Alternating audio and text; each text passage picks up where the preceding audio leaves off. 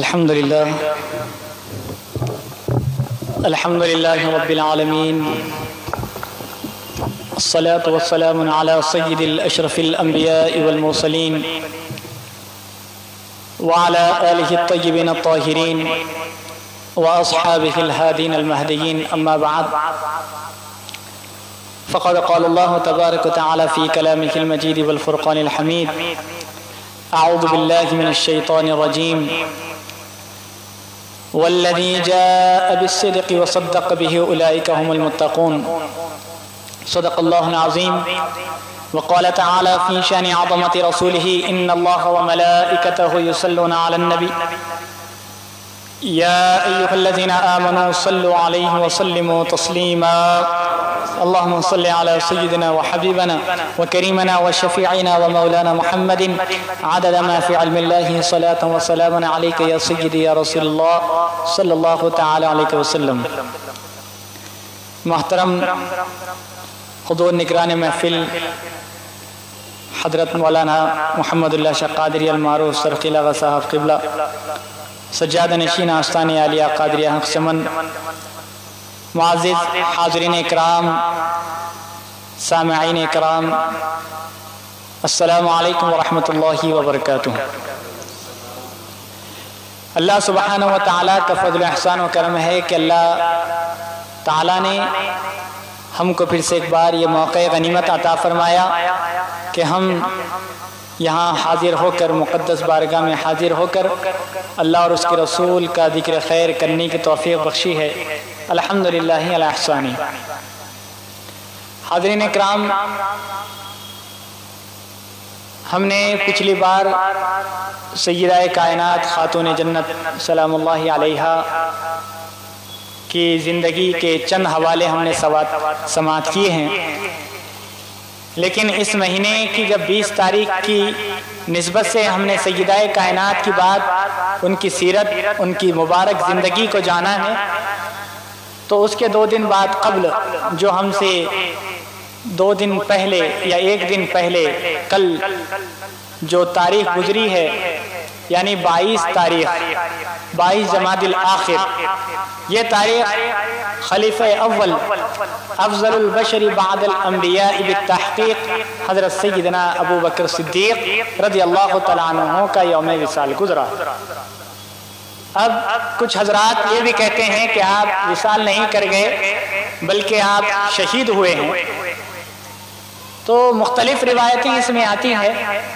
2 روایتیں یوں ہیں کہ ایک تو یہ کہ جب غار ثور میں حضرت سیدنا صدیق اکبر رضی اللہ تعالیٰ عنہ کو اللہ سبحانہ و تعالیٰ نے اپنے حبیب پاک کی معیت عطا فرمائی، اور جب آپ غار ثور میں پہنچے تو آپ نے وہ واقعہ بارہا سماعت کیا کہ ایک بل پر آپ نے اپنے پاؤں کو رکھ دیا، ایک سوراخ پر آپ نے پاؤں کو رکھ دیا، تو اس سوراخ میں سے جب سانپ نکل کر ڈس رہا تھا، جب سانپ نے جو ڈسا تو وہ اثر حضرت صدیق اکبر رضی اللہ تعالیٰ عنہ کے وصال کے وقت ہوا. زہر کا اثر جب ہوا تو اسی وجہ سے اسے شہادت سری کہتے ہیں. اور ایک وجہ یہ بھی کہتے ہیں کہ بہت سال پہلے آپ کو زہر دیا گیا تھا جس کا اثر آپ کی شہادت آپ کے وصال کے وقت ہوا، تو اسے شہادت سری کا نام دیا گیا. تو حضرات گرامی، ایسے مختلف باتیں حضرت سیدنا صدیق اکبر رضی اللہ تعالیٰ عنہ کے وصال کے متعلق آتی ہیں جو میں نے آپ کے سامنے رکھی ہے. حضرات گرامی، اللہ سبحانہ و تعالیٰ نے صدیق اکبر رضی اللہ تعالیٰ عنہ کو بہت اعلیٰ مقام سے سرفراز فرمایا. قرآن مجید میں متعدد مقامات پر اللہ سبحانہ و تعالیٰ نے آپ کی صدق و صفا، آپ کے پاکیزہ اعمال، آپ کے کردار، آپ کے اخلاق کے متعلق کئی جگہ آپ کا ذکر قرآن مجید میں فرمایا. مثال کے طور پر میں نے ابھی جو قرآن مجید کی آیت مبارکہ آپ کے سامنے پڑھی، والذی جاء بالصدق وصدق به اولئک هم المتقون، اللہ سبحانہ و تعالیٰ سورہ زمر میں ارشاد فرماتا ہے کہ وہ نبی جو سچی بات لے کر آئے، وہ نبی جو سچی بات لے کر آئے اور جنہوں نے اس کی تصدیق کی، صداقت کی، تو وہی متقی اور پرہیزگار ہے. تو آپ حضرات نے یہ بھی سنا ہے کہ صدیق اکبر رضی اللہ تعالیٰ عنہ سب سے پہلا کلمہ پڑھنے والی ذات مبارکہ اگر کوئی رہی اعلان نبوت کے بعد وہ تو ذات مبارکہ شخصیت پاک حضرت سیدنا صدیق اکبر رضی اللہ تعالیٰ عنہ کی ذات مبارکہ ہے۔ تو حضرت امام فخر الدین رازی رحمۃ اللہ علیہ اس کی تفسیر فرماتے ہوئے ارشاد فرماتے ہیں اللہ سبحانہ و تعالیٰ اس میں جن کا ذکر کر رہا ہے جو نبی سچی بات لے کر آئے اس سے مراد آقا کریم صلی اللہ تعالیٰ علیہ وسلم ہے، اور جنہوں نے اس کی تصدیق و صداقت کی اس سے مراد حضرت سیدنا صدیق اکبر رضی اللہ تعالیٰ عنہ۔ حضرات گرامی، اللہ سبحانہ و تعالیٰ نے بہت سارے مقامات پر اور ایک مقام پر یہ بھی فرمایا اذ یقول لصاحبہ لا تحزن ان اللہ معنا، کہ اللہ کے پیارے حبیب ارشاد فرماتے ہیں جب اطراف و اکناف سے دشمن کی دہشت جھلک رہی ہو، ہر دشمن آپ کی قبر میں آپ کو ڈھونڈنے لگا ہے، سارے لوگ اپنے ہاتھوں میں ہتھیار لے کر نکلے ہیں، تو جب دہشت کا معاملہ نظر آ رہا تھا تو سرکار دو جہاں صلی اللہ تعالیٰ علیہ وسلم اپنے رفیق کو یہ دلاسا دے رہے تھے اذ یقول لصاحبہ لا تحزن ان اللہ معنا۔ اللہ سبحانہ و تعالیٰ ارشاد فرماتا ہے میرے پیارے حبیب آپ فرما دیجئے صدیق سے کہ غم نہ کرو، اللہ ہمارے ساتھ ہے، اللہ ہمارے ساتھ ہے، یہ اللہ سبحانہ و تعالیٰ ارشاد فرماتا ہے۔ تو صدیق اکبر کو اعلیٰ مقام عطا کیا گیا۔ اور ایک بات ہم کہتے ہیں صدیق کا معنی تو سب کو پتا ہوگا، اور صادق بھی آتا ہے، ایک ہے صدیق دوسرا ہے صادق، تو دونوں میں فرق رکھنا ہے۔ ایک مقام پر میں نے سنا تھا کہ حضرت صدیق اکبر رضی اللہ تعالیٰ عنہ کو کیا صادق بھی کہہ سکتے ہیں، صادق بھی کہا جاتا ہے، تو لیکن دیکھیے دونوں کیا معنی ہے۔ سب سے پہلے صدیق یہ کس نے نام رکھا؟ اصل آپ کا حقیقت میں نام حضرت عبداللہ بن عثمان رضی اللہ تعالیٰ عنہ، آپ کا نام ابوبکر صدیق نہیں، یہ آپ کے مشہور القابات ہے، آپ کا نام عبداللہ بن عثمان رضی اللہ تعالیٰ عنہ ہے، آپ کے والد کا نام ابو قحافہ عثمان بن عامر رضی اللہ تعالیٰ عنہ ہے، آپ کی والدہ ماجدہ کا نام حضرت ام الخیر سلمہ رضی اللہ تعالیٰ عنہ ہے۔ تو اب حضرت ابوبکر کا نام صدیق کہیں پر نظر نہیں آیا، ہم نے سنا عبداللہ بن عثمان پڑھا، آپ کے والد کا نام عثمان بن عامر پڑھا، آپ کی والدہ کا نام ام الخیر پڑھا، جہاں پر صدیق اور صادق کی کہیں بات نظر نہیں آتی، لیکن صدیق آپ کا نام کیسے مشہور ہوا؟ کیسے مشہور ہوا؟ تو اللہ کے پیارے حبیب صلی اللہ تعالیٰ علیہ وسلم ارشاد فرماتے ہیں کہ اے ابوبکر اللہ سبحانہ و تعالیٰ نے تمہارا آسمان پر نام صدیق رکھا ہے، یہ میرے آقا نے فرما دیا۔ اب آئے امام الاولیاء کی طرف، باب ولایت کی طرف جب آتے ہیں، مولا مشکل کشا ارشاد فرماتے ہیں، کیا ارشاد فرماتے ہیں؟ عرش معلیٰ پر ابو بکر کا نام صدیق ہے، عرش معلیٰ پر ابو بکر کا نام صدیق ہے، اور آسمانوں پر ابو بکر سے یاد کیا جاتا ہے۔ تو یہ شان و فضیلت اللہ سبحانہ و تعالیٰ نے حضرت صدیق اکبر کو عطا فرمائی، اور خود حضرت ابوبکر صدیق رضی اللہ تعالیٰ عنہ کا نام صدیق رکھا۔ اب آپ دیکھیے تھوڑا ہم شروع سے آتے ہیں، حضرت صدیق اکبر کی ولادت ہوئی، واقع فیل کے 2 سال 4-5 مہینے کے بعد آپ کی ولادت ہوئی۔ اب دیکھیے حدیث قرآن مجید میں شان صدیقی ہم کو پتہ چلی، تو احادیث مبارکہ کی طرف ہم رخ کرتے ہیں کہ صدیق اکبر کی شان کا کیا عالم ہے۔ حضرت صدیق اکبر رضی اللہ تعالیٰ عنہ کے ولادت کے وقت سرکار دو عالم صلی اللہ تعالیٰ علیہ وسلم ارشاد فرماتے ہیں جب ابو بکر صدیق پیدا ہوئے، اب بعض لوگوں کے بعد یہ شک و شبہ بھی ہوتا ہے کہ اعلان نبوت کے بعد آپ لوگوں نے اسلام قبول کیا، یقیناً ظاہراً تو یہی بات ہے، لیکن اللہ تعالیٰ نے سب سے پہلے کیا کیا معلوم؟ اپنے نبی کو بھی پاک رکھا، اپنے نبی کے خاندان کو بھی پاک رکھا، اور اپنے نبی کے جو صحابہ ہوتے ہیں نا ان کو بھی پاک رکھا ہے۔ کیونکہ آپ شاید میلاد کے وقت پر میں نے یہ بات عرض کی کہ اللہ سبحانہ و تعالیٰ نے جب اپنے حبیب پاک صلی اللہ علیہ وسلم کو دنیا میں بھیجنا چاہا تو یہ سوچا اللہ سبحانہ و تعالیٰ کہ میں کس میں بھیجوں، تو انسانوں میں بھیجا، اشرف المخلوقات انسانوں کو بنایا۔ کیوں؟ کیونکہ ہمارے درمیان آقا کریم صلی اللہ تعالیٰ علیہ وسلم تشریف لا رہے ہیں، اسی لیے اشرف المخلوقات بنا دیا۔ اب اس کے بعد اشرف المخلوقات ساری انسانیت کو بنایا، اس کے بعد کیا کہا گیا؟ میرے حبیب کے اطراف و اکناف رہنے والے بھی اعلیٰ ذات ہونے والے، اعلیٰ لوگ ہوں گے، اعلیٰ شان و فضیلت ان کی ہوگی۔ تو اللہ سبحانہ و تعالیٰ نے سارے دلوں کو دیکھا، سارے دلوں کو ڈھونڈا، ان کے اندر ٹٹولا، تو جس کا دل صاف و شفاف نظر آ گیا ان کو صحابی رسول بنا دیا گیا۔ جن کا دل صاف و شفاف نظر آ گیا تو ان کو صحابی رسول بنا دیا گیا۔ اب یہ صحابی جو تمام صحابہ میں افضل، جو تمام محبین رفقا میں افضل، وہ صدیق اکبر رضی اللہ تعالیٰ عنہ کا کیا عالم ہوگا؟ تو حضرت صدیق اکبر رضی اللہ تعالیٰ عنہ ایمان قبول کرنے سے، اسلام لانے سے پہلے بھی آپ کوئی ایسی کسی کی ایسی حرکت نہیں کی گئی جس میں اسلام میں اس کی اجازت دی گئی نہ دی گئی۔ تو یہ صدیق اکبر رضی اللہ تعالیٰ عنہ کا کردار رہا، آپ کے اخلاق رہے۔ تو حضرت صدیق اکبر کی ولادت کے وقت اللہ کے پیارے حبیب ارشاد فرماتے ہیں جب ابو بکر کی ولادت ہوئی، صدیق اکبر کی ولادت ہوئی، تو اللہ سبحانہ و تعالی جنت سے مخاطب ہو کر ارشاد فرماتا ہے کہ مجھے قسم ہے اپنے جاہ و جلال کی۔ اللہ تعالیٰ مخاطب ہے کس سے؟ جنت سے۔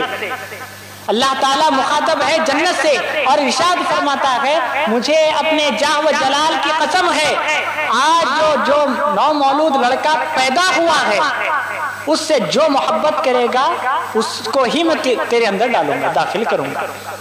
اے جنت، تیرے اندر وہی داخل ہوگا جو اس نو مولود لڑکے سے محبت کرنے والا ہے۔ تو حاضرین اکرام، پتہ کیا چلا کہ جنت ٹھکانہ ہے صدیق اکبر سے محبت کرنے والوں کا۔ جب خدا تعالیٰ خود اپنے جاہ و جلال کی قسم کھاتا ہے تو بات کی وزن کو، بات کی ایک اعلیٰ و عرفہ مقام کو بتانے کے لیے اپنے جاہ و جلال کی قسم کھاتا ہے۔ اللہ تعالیٰ کو کسی قسم کی کوئی بات کی ضرورت نہیں، لیکن پھر بھی بات کی باریکی اور اس کے اعلیٰ مقام کو بتانے کے لیے اللہ سبحانہ و تعالیٰ اپنے جاہ و جلال کی بات کرتا ہے۔ تو حاضرین اکرام، اللہ کے پیارے حبیب صلی اللہ علیہ وسلم کی معیت حضرت صدیق اکبر کو اعلیٰ بناتی رہی۔ اب صدیق اکبر آپ کا نام رکھا گیا۔ اب دیکھیے، صادق کا اصل مطلب ہوتا ہے جو ہوا، یعنی کچھ آپ کے سامنے ہوا یا کوئی کہتا ہے تو اس کو ہو بہو من عون کہنا، وہ ہوا صادق۔ آپ کے ساتھ کچھ معاملہ ہوا یا آپ سے کوئی بات کی ہے، اس کے ہو بہو بتانا، وہ اس کو صادق کہتے ہیں۔ اور صدیق کا مطلب وہ ہے جو صدیق کہہ دے وہ ہو جائے، اسے صدیق کہتے ہیں۔ تو صدیق اور صادق میں یہ فرق ہے۔ تو صدیق سب سے اعلیٰ، صدیق سچ کہنے والا۔ حاضرین اکرام، حضرت صدیق اکبر رضی اللہ تعالیٰ عنہ کی بہت اعلیٰ و افضل شان و فضیلت ہے۔ اللہ سبحانہ و تعالیٰ کے حبیب پاک صلی اللہ علیہ وسلم پر آپ نے اپنے جان و مال کو نثار کر دیا، اپنے جان و مال کو نثار کر دیا۔ ایسے نثار کرتے نہ آپ اپنی آل کو دیکھتے، نہ اپنی اولاد کو دیکھتے، نہ اپنی مال کو دیکھتے، نہ اپنی جان کو دیکھتے۔ ایک بار جنگ کا موقع ہے، جنگ کے موقع پر حضرت صدیق اکبر رضی اللہ تعالیٰ عنہ کے صاحبزادے صدیق اکبر کے سامنے آ گئے، دونوں آمنے سامنے لڑ رہے تھے۔ آقا کریم صلی اللہ علیہ وسلم کے ساتھ صدیق اکبر ہے اور ان کے صاحبزادے ابھی ایمان اسلام قبول نہیں کیے تھے، وہ سامنے والوں کے ساتھ لڑ رہے تھے۔ تو آمنے سامنے حضرت صدیق اکبر رضی اللہ تعالیٰ عنہ اور آپ کے صاحبزادے آمنے سامنے آ گئے۔ تو آپ کے صاحبزادے نے تلوار اٹھائی لیکن چلانا روک دیا، چلانا روک دیا اور کہتے ہیں کہ اے بابا جان، میں نے آپ کا خیال کیا اور میں نے اپنی تلوار کو روک دی، میں نے آپ کا خیال کیا اور اپنی تلوار کو روک دی۔ تو حضرت صدیق اکبر فرماتے خدا کی ذات کی قسم، اگر اس مقام پر میں ہوتا تو میں اپنی تلوار کو نہیں روکتا۔ تو یہ بتانا مقصد تھا میرے حبیب پاک کے ساتھ جو ہوں گے میں ان کے ساتھ ہوں گا، اور جو میرے حبیب پاک کا مخالف ہوگا چاہے وہ میرا بیٹا بھی ہے تو میں اس کا سر قلم کرنے کے لیے ذرا برابر بھی نہیں سن سکتا۔ تو میرے آقا کریم صلی اللہ علیہ وسلم کے پاس آپ پر ہر چیز آپ نے نچھاور کر دی۔ غزوہ تبوک کا معاملہ ہے، جب مالو اس کے لیے جب جنگ لڑنی ہے تو کچھ نہ کچھ ساز و سامان ہونا، دولت کی ضرورت، مال کی ضرورت پڑتی ہے۔ تو سارے صحابہ کو جمع کیا گیا، سارے صحابہ کچھ نہ کچھ مال لا رہے تھے۔ تو اب حضرت عمر فاروق اٹھ کھڑے ہوئے کہ یہ موقع اچھا ہے کہ صدیق پر سبقت ہم لے کر جائیں، صدیق پر ہم سبقت لے کر جانے کے لیے یہ موقع اچھا ہے۔ تو حضرت فاروق اعظم کیا کیے، فوراً گئے، جا کر اپنے گھر کا پورا سامان کو الگ کیا، اس میں سے آدھا سامان لے کر آ کر سرکار دو عالم صلی اللہ علیہ وسلم کی خدمت میں پیش کر دیا۔ پھر اس کے بعد دیکھا کہ صدیق اکبر بھی آ رہے ہیں، تو صدیق اکبر رضی اللہ تعالیٰ عنہ نے بھی اپنے گھر کا مال لے کر آ کر حضور کی بارگاہ میں پیش کر دیا، تو رکھ دیا۔ پھر حضرت عمر سے سرکار نے پوچھا اے عمر کیا لائے ہو؟ تو حضرت فاروق اعظم ارشاد فرماتے ہیں یا رسول اللہ صلی اللہ علیہ وسلم آدھا مال اپنے گھر کے لیے چھوڑ کر آیا ہوں اور آدھا مال آپ کی خدمت میں میں نے پیش کر دیا۔ پھر اس کے بعد حضرت صدیق سے پوچھا گیا اے ابو بکر تم کیا لائے ہو؟ تو سرکار دو عالم صلی اللہ علیہ وسلم کے حضور پہ عرض گزار ہوتے ہیں یا رسول اللہ میرے گھر میں جتنا بھی سامان تھا میں سب کا سب لے کر آ گیا۔ تو سرکار دو عالم پوچھتے ہیں اے صدیق پھر گھر والوں کے لیے کیا چھوڑ آئے ہو؟ تو حضرت صدیق اکبر فرماتے ہیں یا رسول اللہ اور اس کا رسول اپنے گھر والوں کے لیے چھوڑ آیا ہو۔ تو حاضرین اکرام یہ محبت تھی، یہ نچھاور، ایسی زندگی آپ نچھاور کیا کرتے تھے۔ اور حضرت بلال جو عاشقوں میں سب سے اعلیٰ مقام رکھتے ہیں، ہر کوئی جانتا ہے حضرت بلال کی ذات پاک۔ تو حضرت بلال کیا تھے؟ خادم، غلام تھے۔ آپ کا جو مالک تھا وہ بہت ظالم تھا، آپ کو درد و تکلیف دیتا تھا، ظلم و ستم کیا کرتا تھا۔ تو سرکار دو عالم صلی اللہ تعالیٰ علیہ وسلم کو ظلم و ستم دیکھا نہیں گیا۔ سرکار دو عالم صلی اللہ علیہ وسلم کی آنکھوں میں آنسو آ گئے حضرت بلال کو دیکھ کر کہ اس پر کتنا ظلم و ستم کیا جا رہا تھا۔ تو حضرت صدیق اکبر رضی اللہ تعالیٰ عنہ اس دور کے بہت بڑے تاجر تھے، آپ کے پاس مال و دولت بھی اچھی تھی۔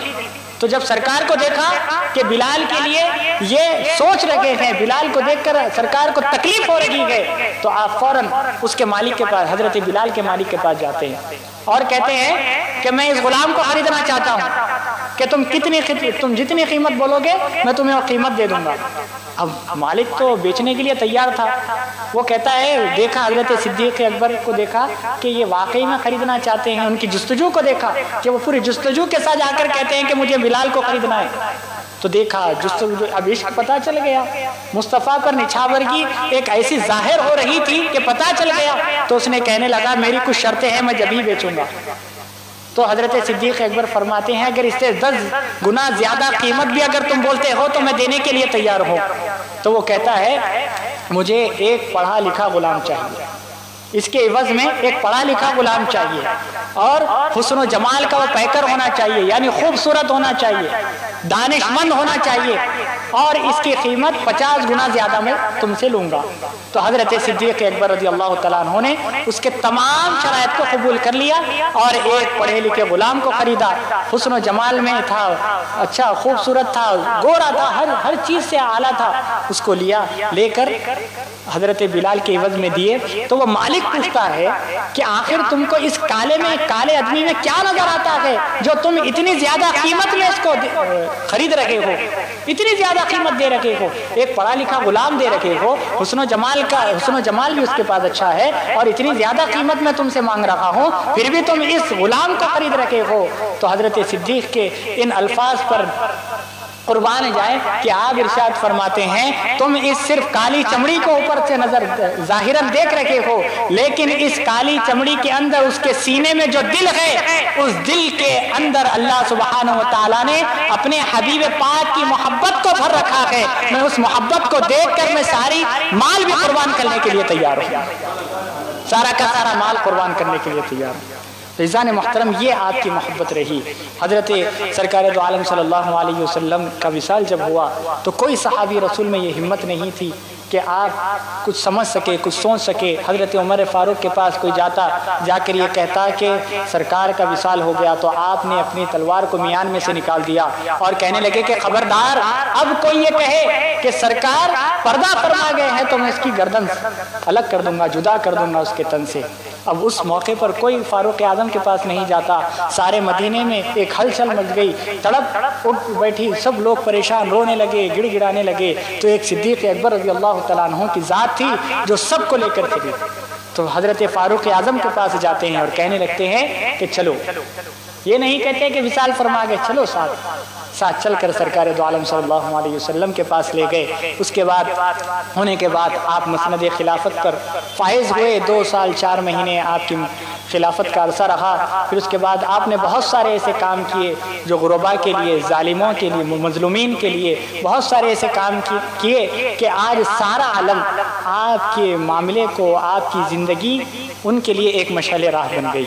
سب سے زیادہ بہتر یہی ہے کہ حضرت مولا کائنات علی المرتضیٰ رضی اللہ تعالیٰ عنہ ارشاد فرماتے ہیں کہ اگر صداقت چاہتے ہو تو صدیق اکبر کی محبت تم پر لازم ہونی چاہیے۔ یعنی اگر تم سچ بولنا چاہتے ہو، سچ سننا چاہتے ہو تو صدیق اکبر کی محبت تمہارے سینے میں ہونا چاہیے۔ تو عزیزان محترم، یہ حضرت صدیق اکبر رضی اللہ تعالیٰ عنہ کا مقام رہا۔ جب آپ وصال کر گئے تو آپ کی یہ وصیت تھی کہ میں جب دنیا سے پردہ فرما چلا جاؤں تو میرے جنازے کو اٹھا کر رسول اللہ صلی اللہ علیہ وسلم کے حجرے کے باہر رکھ دینا، اگر وہ اجازت دیتے ہیں تو ان کے پہلو میں مجھے دفن کر دینا، یا نہیں تو لے جا کر جنت البقیع کے کسی کونے میں مجھے دفن کر دینا۔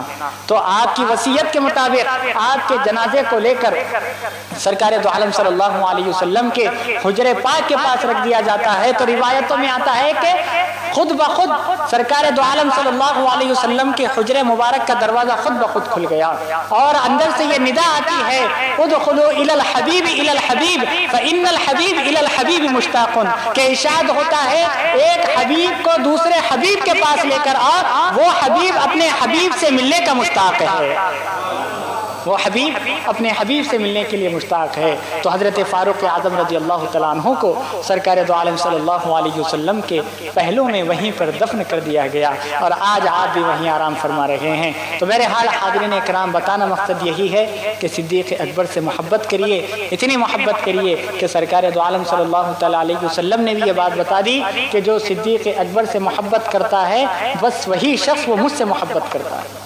بہت سارے مقامات پر یہ روایتیں موجود ہے۔ اللہ سبحانہ و تعالیٰ نے بھی آپ کی صدق و صفا، آپ کے اعمال و اخلاق کا قرآن مجید میں ذکر کیا ہے۔ تو ہمارے لیے یہ چاہیے کہ ہم صدیق اکبر سے محبت کریں اور ان کی زندگی کو جانیں، جتنا ہو سکے ان کی زندگی کو ہم اپنی زندگی میں عمل پیرا کرنے کی کوشش کریں۔ وآخر دعوانا ان الحمد للہ رب العالمین۔